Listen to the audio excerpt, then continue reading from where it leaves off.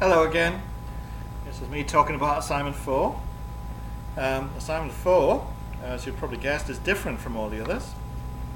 If you've seen the original version, you can get hold of copies of this from my website and also from Moodle.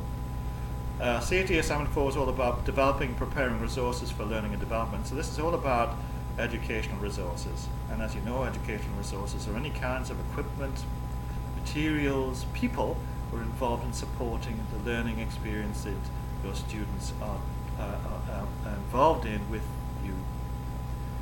The Assignment 4 is different in the sense that what it is a table.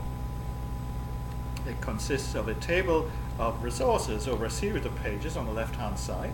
So there's a column that says resource name. Next door to that, there is a column that says, would you use this resource with your students? So in that second column, you probably would put the word yes or no.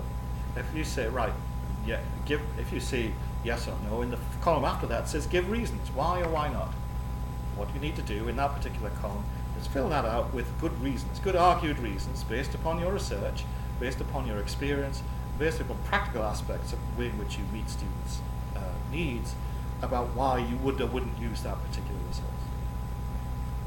Fourth column is about the advantages of this resource. What are the major advantages of using it? Well, column 5 is about disadvantages. In other words, it's the opposite of the other one. What are the drawbacks? What are the issues about this which are going to cause, not problems exactly, but make it less useful in certain circumstances? Finally, the last column is special. It says any legal or ethical issues with regard to using this resource. Now, not every single resource here will have an item in that column, but it's good to think this one through. To give you an example, I'll help you with the first item, which is paper handout. In my case, would you use this resource with your students? Yes, I would. Give the reasons why. It's a good way of giving extra information to a student. It's also a good way of giving a reminder about what's been learned within a session. It's a good way of ensuring that students get background information that they may not be able to get from anywhere else. It can also be used as a means of summarizing anything that they contributed to a session. In other words, by handing them back with typed up material that may have come out of the session itself. So what are the advantages of a paper handout? Well, it's permanent. It does tend to last a long time. It is something which is less easy to lose. It can also be very dull. Students do quite like handouts, but do they actually read them? Disadvantages of this resource? Well, as I said earlier, it can be dull. Do they read it? Also, is it the appropriate way to give information? Would it be better to give information in terms of maybe me talking like this to video, or some other methodology which could be useful? Finally, any legal or ethical issues. If you're giving a handout, you have to be aware of copyright. In other words, if you're taking material from somewhere else, there is a copyright issue. Ethical issues, again, it's about, are you plagiarizing someone else's work? Have you given proper referencing? It's the kind of thing we really need to see in this particular assignment, and that's just an example of how this works. There are lots of other resources in this particular list. At the very end, it says, reflect on the effectiveness of your use of resources and how you might improve this to meet your students' needs. Fill in that box.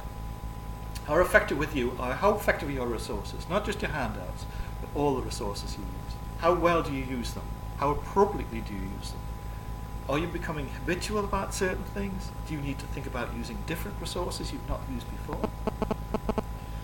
Next one, explain the role of technology, for instance ICT, plays in extending the resources available to your students.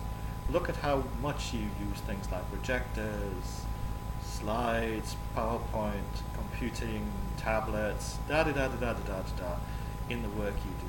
Do you use it at all? If not, why not? How can you integrate this sort of technology in the work you do?